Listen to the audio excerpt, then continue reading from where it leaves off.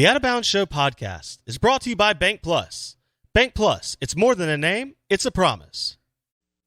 WRKS Pickens Jackson. All systems go. Live from the Whiskey 61 Lounge inside the BankPlus Studio. This is now recorded. Live in the studio. It's the Out of Bounds Show with Bo Bounds. Streaming live worldwide on the Out of Bounds radio app. And on your radio at ESPN 105.9. All set? Let's go. The Zone.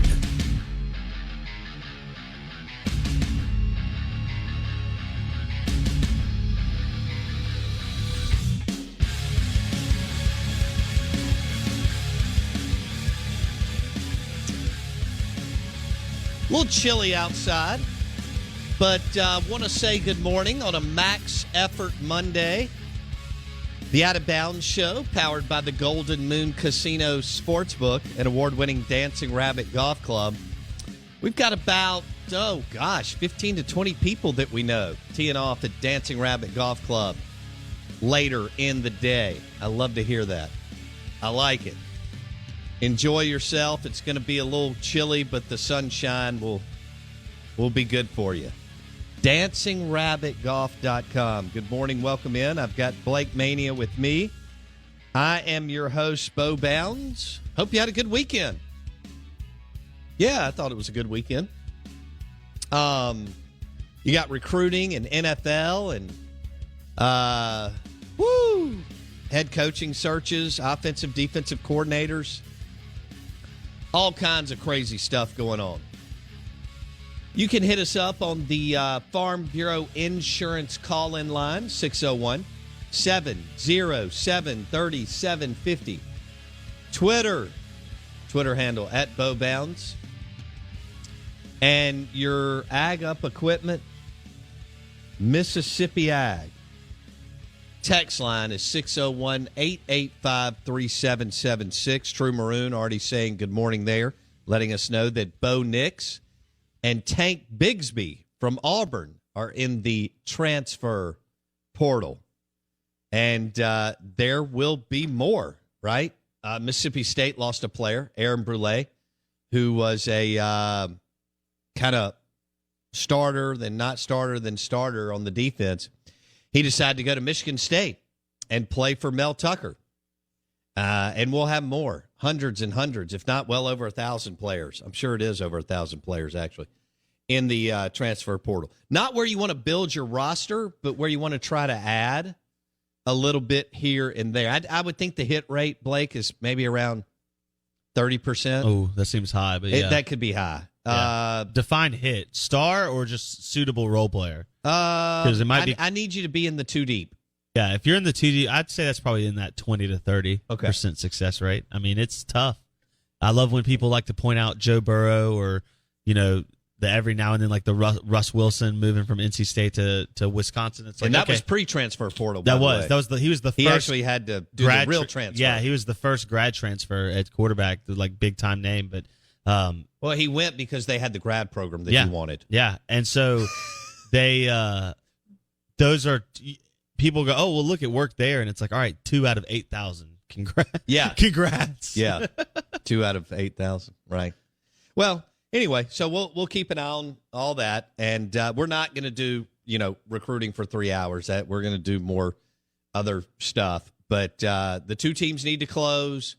Auburn's not ranked high. LSU's not ranked high. They'll have to do, but you can do a lot legally and illegally from here on out until Wednesday and signing day. It's all legal now, baby. Yeah, I guess it is in the SEC. It's probably a little bit different in some other spots. I do want to say that there is no loyalty.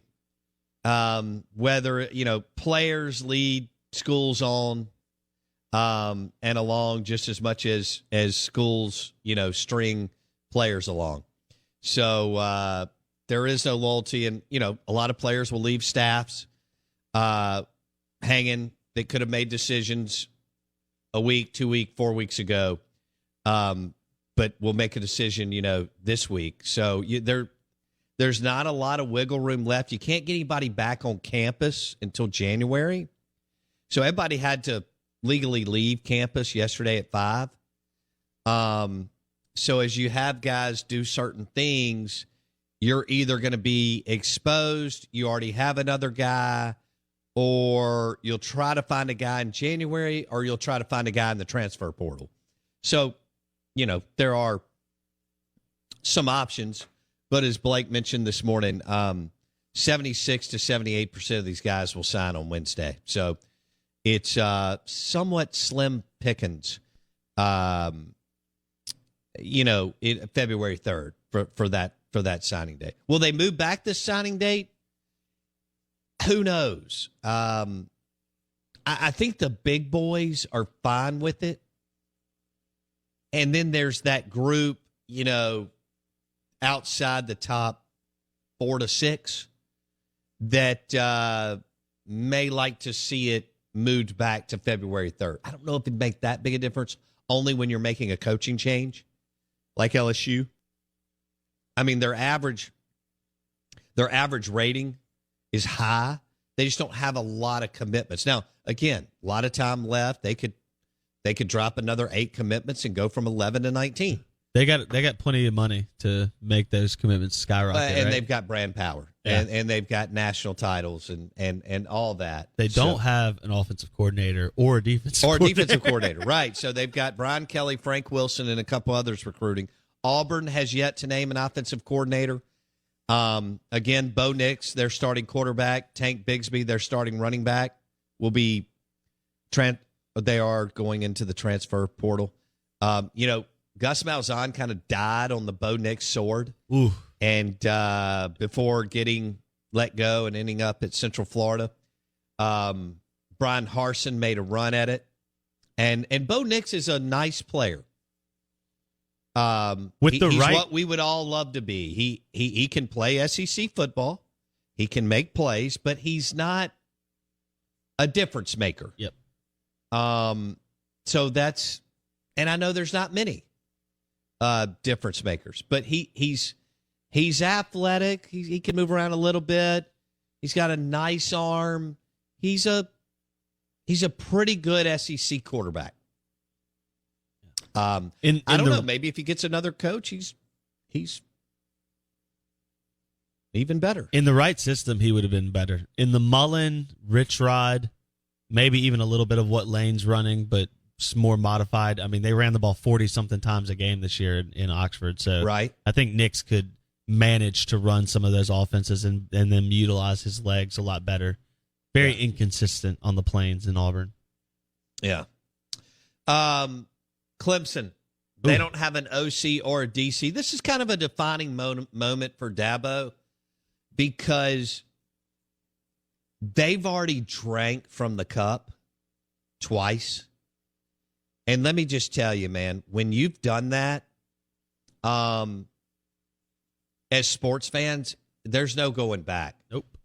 And so they've won 2 national titles, played for 2 more. And Dabo is going to have to pull a Mike Krzyzewski.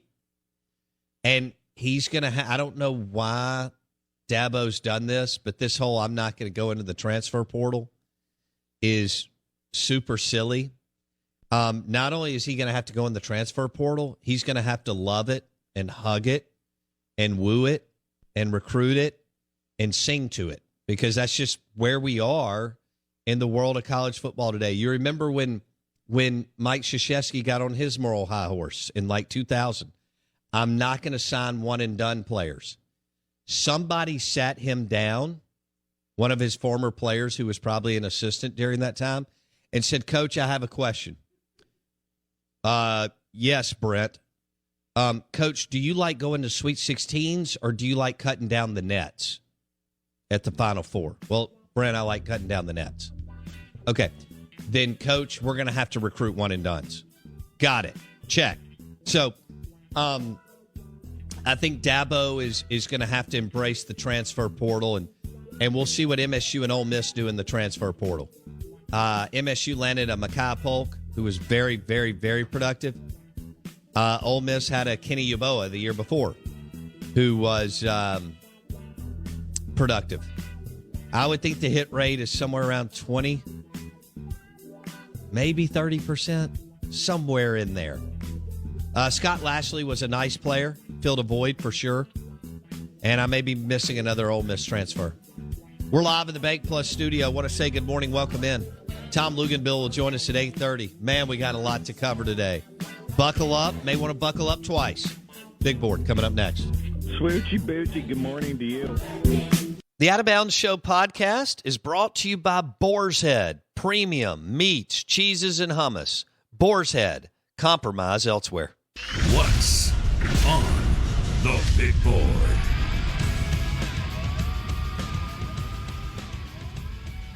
Joe Brady to LSU? I don't know. What do you think? Could you see that happening? Offer him $2.5 million? 3-year deal? He can always go back to the NFL. Just get a taste of a little bit more gumbo. And, I don't know, some Cajun oysters. Dude, little shrimp etouffee. the boudin balls at the Chimes. Hello. Come on now. Boudin balls and an Abita purple haze. Have you eaten at the Chimes? Yes, I have. So my first job out of grad school was In Baton Rouge? Baton Rouge was the home office, so I was there all the time. The epicenter Yeah. of bow bounds. Well, I spent a lot of nights there.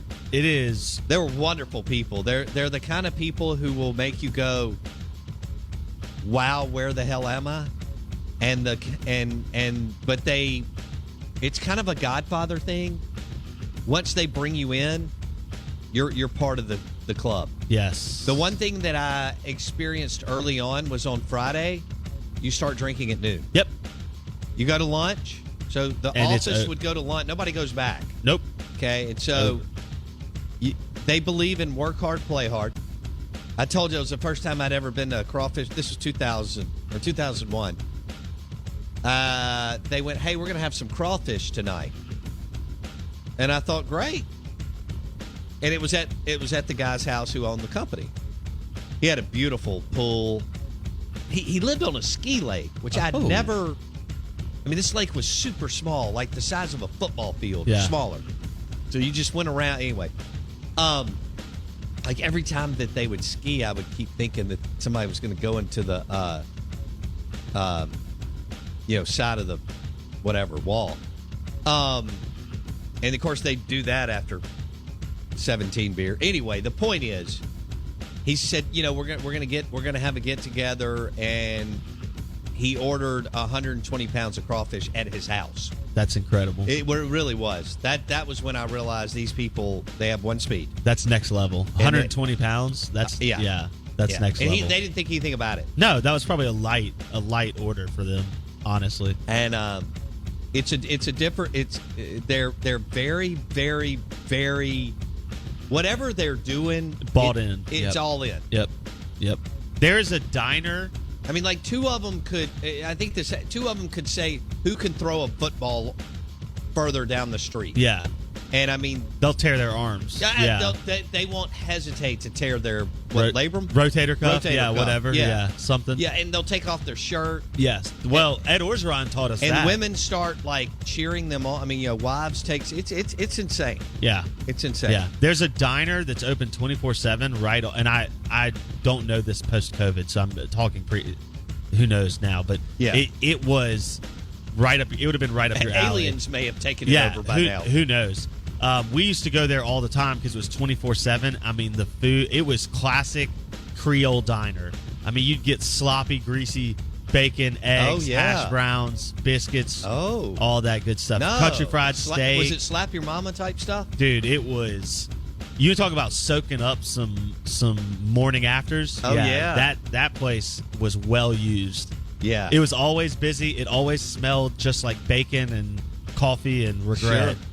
Regret? Yeah. Like a country music song? Yeah, it was everything you want a diner to. It was like a Waffle House, but on like Creole steroids and locally owned.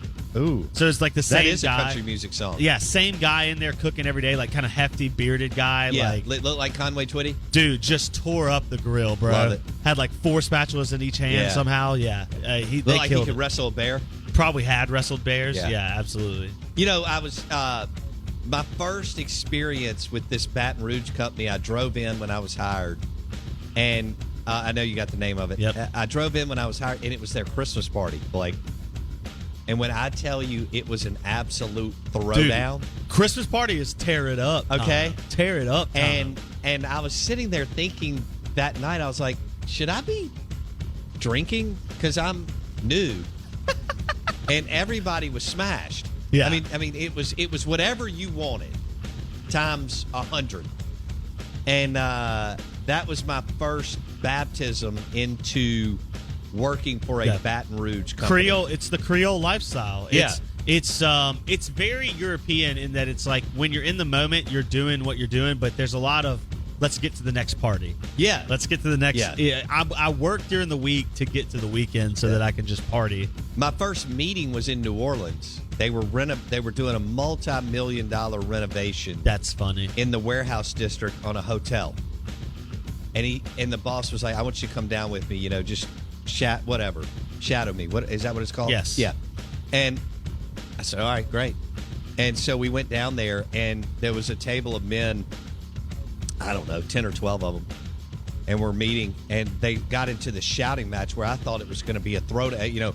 It was the developer, it was the contractor, It was us, it was this part, and it got heated, and I thought, is everybody going to fight in here like now, or are we going to go to lunch? But it's very Italian family. Yeah. Where it's like, we're going to yell and scrap and then scream. it kind of just went away. Because you're just going to drink some beer and eat crawfish. Yeah. And you're friends at the end of the day. Yeah. Louis. It's Louis is the name of that all-you-can-eat or all 24-hour diner. 24-hour diner. Yeah. Louis. It was, I'd go back in a heartbeat. Would you? Fantastic. Was it one of those places that was good, or it was good because you were in college? No, and it was 1 a.m.? real. No, it's real. It's like I said, it's Waffle House on Creole steroids. Okay. So like it's well done food. It's not like cheap by any means. It was very good. They did like a country ham that was like almost an inch, like oh really fat piece of ham with the biscuit. Oh yeah, fire. Well, this South Louisiana update is brought to you by Independent Roofing Systems, the #1 commercial roofing company in the state of Mississippi. Independent Roofing Systems, roofing.ms. The other thing that they do when they cook for 100 people. Yep. If there's 12 there, that's fine. They cook for 100 people. And they would have the boss obviously lived in a beautiful neighborhood, okay? Right? And of course. And we would have street parties.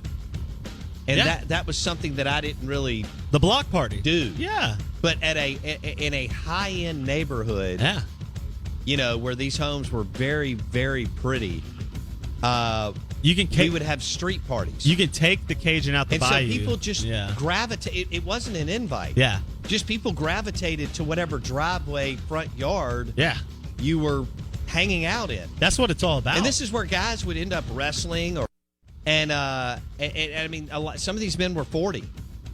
And I mean, it was get down in a football stance and let's see who's, mano a mano. It was insane. Yeah, it's Ed Orgeron. Yeah. That's who it is. Yeah. I mean, 100%. A lot of these guys were Ed's friend. Yes.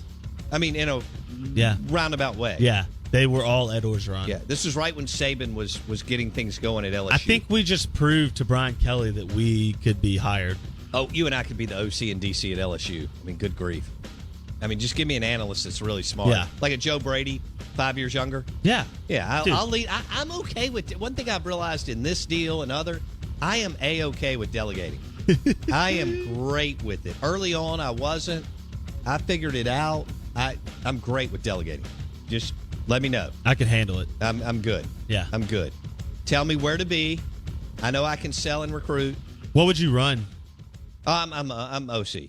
Okay. You run the spread? Oh, what would I run? Well, I'd throw it.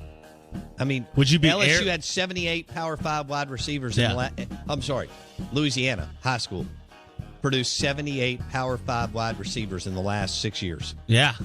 That's not bad. There's a couple there. I mean, we're going to pitch and catch, buddy. Yeah, there you go. You know what I'm saying? You hired Lane Train. Lane Train and the Pirate coming down to the wire in recruiting. The Out of Bounds Show is brought to you by Independent Roofing Systems.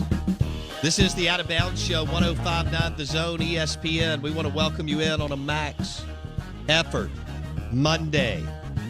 We want to thank you for listening to the show. We got Tom Luganville at 8:30 and the SEC Insider Hit coming up next. I've got to get into LSU, Auburn, Clemson, and more. Back in a sec. The Out of Bounds Show podcast is powered by Breezy Oaks Ranch. For Mississippi-raised premium Wagyu beef and heritage pork shipped straight to your door, visit breezyoaksranch.com.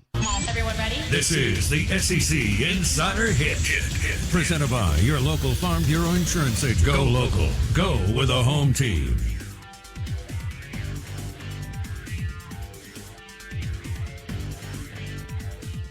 Oh, man. Good morning to all you crazy people. The silly season continues, which is great for our business. Thank you for coaching searches and recruiting. I love you. We're live in the BankPlus Studio. What is LSU going to do at offensive and defensive coordinator? What will Auburn do at offensive coordinator? What will Lane Train do at OC? What about Clemson? Is this a defining moment for Dabo Swinney? He has lost his OC and DC. I mean, they've been there forever. 10 years in college football? Oh, my gosh. So, Manny Diaz to Penn State as defensive coordinator. That's a nice pickup.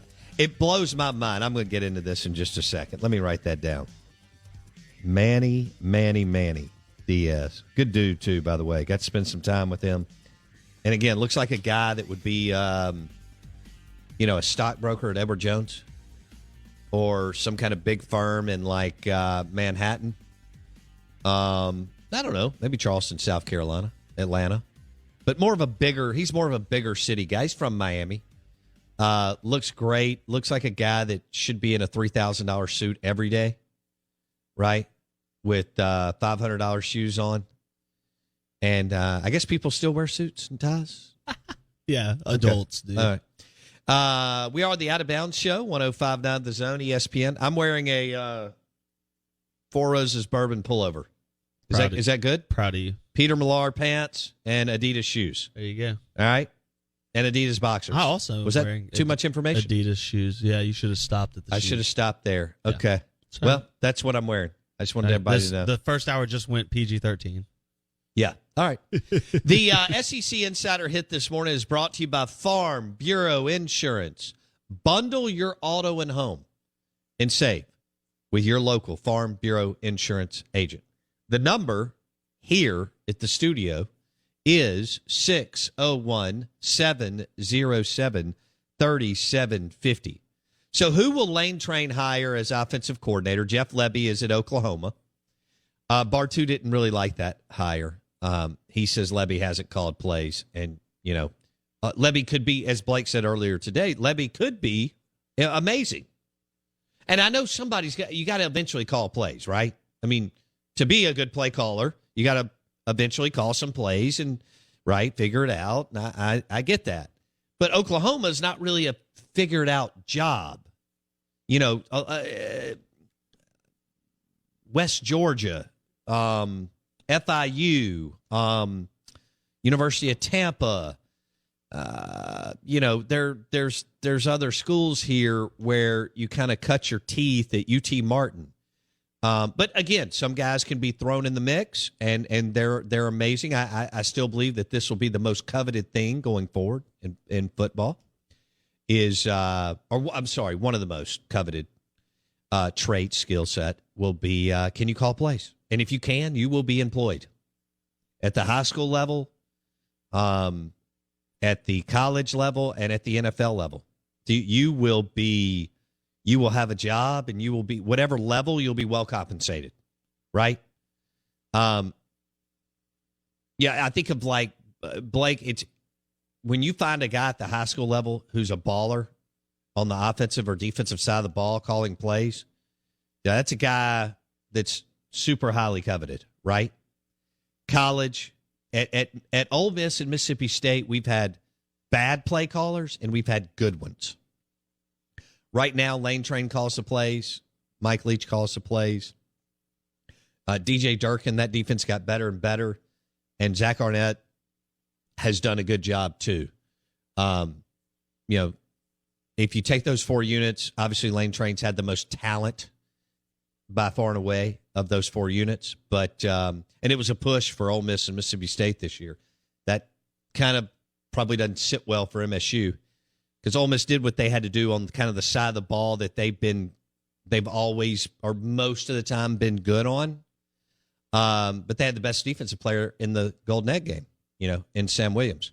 So, in fact, you could argue Mississippi State hasn't signed an elite player since Willie Gay. Whoa. And, it's just something to think about. You want to go get at least one. Ole Miss had one, Matt Corral. And obviously Sam Williams was really good. But if you have that one elite player at the right position, quarterback, edge rusher, a couple others, man, can that change the game. But, Blake, I think if you're going into coaching or you're in coaching, and I can't tell you how you have this skill set, but the ability to call plays on Friday night, on Saturday afternoon, or on Sunday afternoon will this demand, on the street, so to speak, that's where it's going. Is can I find a guy who can call plays? Because 20 years ago, there were only 25 plays to call across all of football. True. So calling plays wasn't as big a deal. There wasn't as much. When I was growing up, there wasn't as much in-game adjustment that was truly necessary. It was like, oh, how are they beating us? They're running left. Let's go that way. Right. They're running right. Let's go that way. Right. So I know that's an oversimplification, but the point is still somewhat true, is that play calling is such a more complex art now. Yeah. And that's the hard part. And there's more money in the game, which means we're firing people at an alarming rate, which then in turn means that every single Saturday there's more pressure and more of a focus and an onus on W's, okay? It also means people are spending more time in their craft, getting better at it. That's true. Because the money is more there's more money and there we're running to do more that. plays. I mean, when I was growing up, there was 41 plays run at Veterans Memorial Stadium in 1983, right? Yeah. Now, Lane's trying to run 92 plays. Yeah. Leach is trying to run 92 plays. Others are trying to run 85 plays. You're getting so much more football today than you were 10, 30 years ago. But if you can call it, if you can dial it up and slightly adjust in games, well, then you're going to get paid for a long time. And you can get big jobs in high school level. I think of Herbert Davis at MRA, and maybe he'll try to also, over the next couple of years, find another guy on the staff that can call an offense. But he has the ability to absolutely crush you through the air. Even though he's a hell of a play caller. Yeah. I think he's also got a DC that he lets do his thing. And this is rare in high school. He's an excellent play caller, which in turn has allowed them to beat people out of state and higher levels of MHSAA. You don't always have that, but when you've got that, that's why, Lane Train's going to call his plays, but he's good to learn under if you're like Joe Brady doesn't want to go to Ole Miss because Joe Brady wants the autonomy to run the offense. Correct. The reason why Jeff Levy left Ole Miss to go to Oklahoma is he wasn't running the offense. He was a piece of the puzzle, but he wasn't running the offense. What was neat at Clemson is that Brent Venables had absolute and total autonomy. We all want that in work, but the whole system that was put in place coming out of World War I and World War II was to micromanage through companies, right? And so now you're seeing people have more flexibility in the work world. There are managers and bosses that realize that guy or girl can do their thing. We're going to give them kind of the blueprint foundation, and then they can create what they need to create on the street on a daily basis. And Dabo did that. Dabo had Brent Venables as defensive coordinator for 10 years. He ran the D. He had a combination of Jeff Scott and Tony Elliott for 10 years, and they ran the offense. Now, I think Dabo had a little bit more of a hand in the offense because he played wide receiver at Alabama. Lane Kiffin was a quarterback in college for a brief time at Fresno State. Mike Leach allows Zach Arnett to totally run the defense. He doesn't micromanage Zach Arnett on the defensive side of the football. Coaches love that. Oh, you're going to tell me kind of what you want, what your expectations are, and then you're going to allow me to coach. Okay, cool. I can handle that. Yep.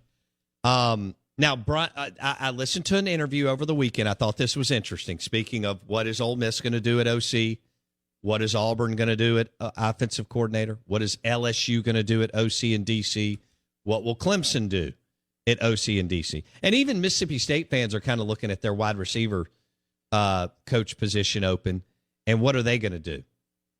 Does Mike go recruiter, which he should, or does he go coach? He's already got enough coaches on the offensive side of the football. He runs the air raid. He runs the deal, the whole thing. You recruit from the outside in and you coach from the inside out, right?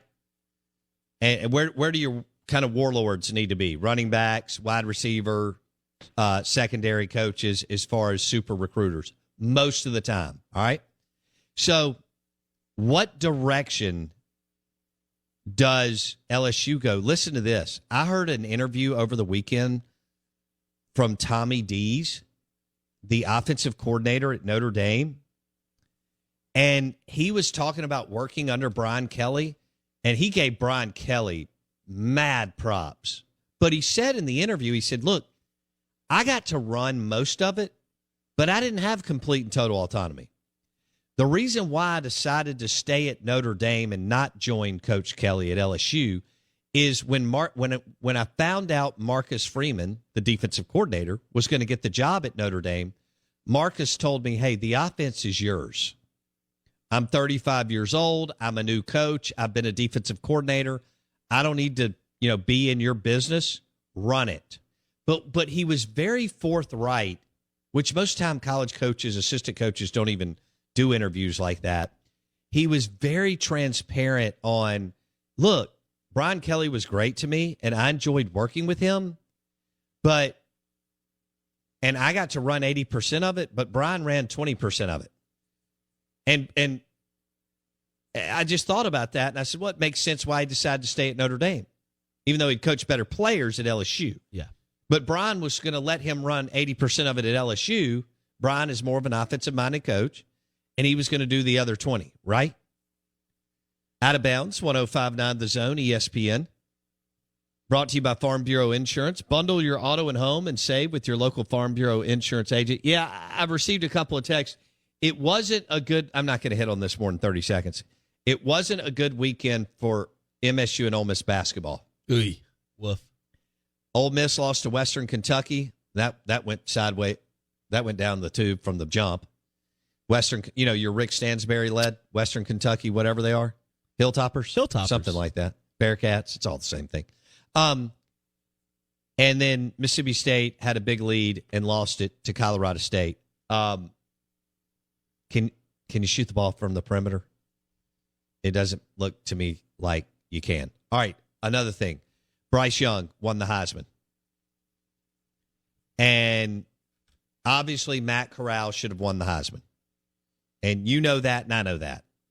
But, Mike in Birmingham is on my Ag Up Equipment, Mississippi Ag text line, asking me to repent since Bryce Young won. Ooh, so tasty and ironic. Do you have the Bryce Young audio? Yeah. All right, out of bounds, 105.9 The Zone, ESPN. Bryce Young was the winner of the Heisman Trophy because he plays for the Alabama Crimson Tide. The winner of the 2021 Heisman Memorial Trophy is Bryce Young. Riveting audio. Wow, that was great. I watched. Okay, so I went to Starkville Saturday and met some people for lunch, and then it bled into the evening. And so I turned on the Heisman, and about 3 minutes in, I realized how corny and cheesy the presentation was. And it's one of those things where you turn it on and you just go, ooh, I feel for everybody there. And it was so corny and cheesy that I had to turn it. I had to change the channel. Do you think some of the older Heisman winners look at it now and go, man, it used to be a big deal to win this thing? I'm like, a sit-down dinner is not what 30-year-olds want to do. Yeah. It is proven. We've all read the articles, blah, blah, blah, in Inc.com and the Wall Street Journal. Your age people want to be at high-top bar tables and be able to move around. They don't want to sit in front of a baked chicken dinner and listen to people go over the stats of the players that are about to win the awards. I've got Google. I can Google the stats. Yeah. I don't need them. Give me one stat from one player, and that's it. Is there anything better than them reading off all those stats? I mean, like, I tell you what would be better for me is elbow surgery. A root canal? Yeah, me calling, somebody at Mississippi Sports Medicine and Orthopedic Center and asking them to break my ankle so that they could repair it. It just, I was very blessed. I went to 9,000 of them with my father, and that was great in 82, 86, 90, and 93. But I sit down with these people, and they're like, no young people come to these award ceremonies. And I'm like, and they're like, how do we change it? I'm like, you have to change stop doing a sit down dinner. How many people under 35 do you think can name 5 of the last 10 Heismans? 4. I'm with you. I think it's become more of a video game award. But I do want to say this. If you would have dropped Matt Corral at Alabama, they absolutely roll. And Blake, let me preface this with Bryce Young is very, very talented. He is one heck of a quarterback. He's got the stuff between the ears. He's got a heck of an arm. And he is more than enough as far as elusive and has the mobility and he has the ability to improvise. So those are all wonderful things. But you drop Matt Corral at the University of Alabama, and they're number 1 in the country like they are today. You drop Bryce Young at Ole Miss, they don't go 10-2. And again, Bryce Young is going to be an unbelievable. He is an unbelievable. But he's going to get better. That's the difference, Blake. And if you dropped Matt Corral at A&M, Auburn, all right, how about this? If you dropped Matt Corral at Georgia, Georgia beats Bama in the SEC championship game. I agree. Okay, so that's where people get tangled up on who should be voted the Heisman, trophy winner. Okay, if you drop Matt Corral. Oh, and by the way, if you dropped Matt Corral at Michigan this week, in a few weeks in the college football playoff, they would actually have a shot at Georgia. I don't think Michigan does. Maybe they can make the game that ugly, Blake, and keep it at like 14-9 going into the fourth quarter. But I don't think Michigan's got enough firepower on offense and speed to mess with Georgia's defense. I think only Alabama was the team that could stretch them and expose them. Which we didn't even really see prior to that game. And we should have. Yeah. That's on me. I mean, I missed. But so did everybody. What were we thinking? I mean, it's everyone. I thought Tommy Rees, offensive coordinator at Notre Dame, on a podcast over the weekend was like, he said, I thought Bama would win because they were so much better at the quarterback position. And I kept saying that. We talk about that all the time. You and I laughed about it Monday morning or Sunday, maybe when we talked on the phone, where we were like, who'd have thought the team with the better coach and the better quarterback won, right? What was I doing? Yeah.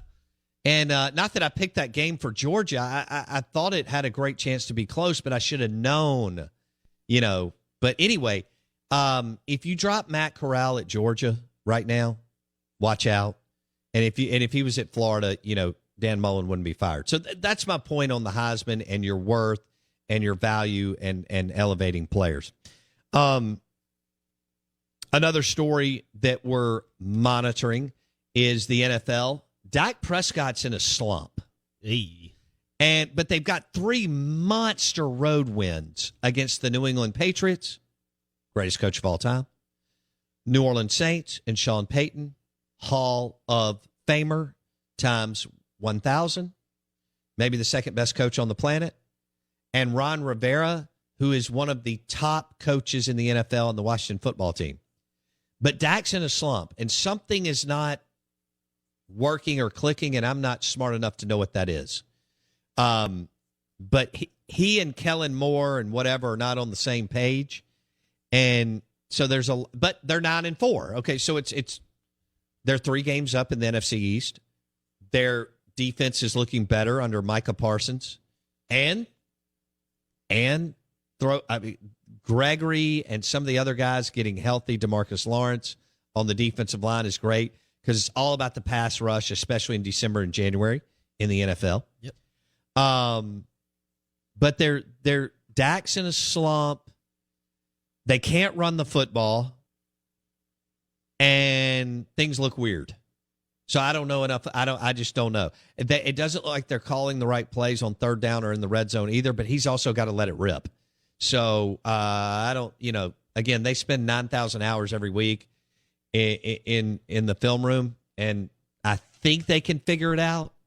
But having said all that, they're in a good spot. They're 9-4. Yeah, and 3 of their last 4 games. 'Cause, I mean, it's crazy to say that there's only 4 games left in the NFL season. 3 of their last 4 games are against NFC East teams, all of which have losing records. Okay. So the only team they play with a winning record is Arizona. Is it this weekend that we start getting the NFL on Saturday? No, that's not until close to Christmas. Well, I mean, it's not like we're 47 days from Christmas. True. It's December 13th today. That is true. That's crazy. No, we do not have Saturday games as far as I know. All right, cool. Christmas is on Saturday, so we'll have NFL that day. I'm wondering if we have it this weekend, too. We'll check that out. The Out of Bounds Show is brought to you by Mississippi Sports Medicine and Orthopedic Center. Any age, any sport, any injury, they've got you covered at MississippiSportsMedicine.com. Want to welcome you in, say good morning.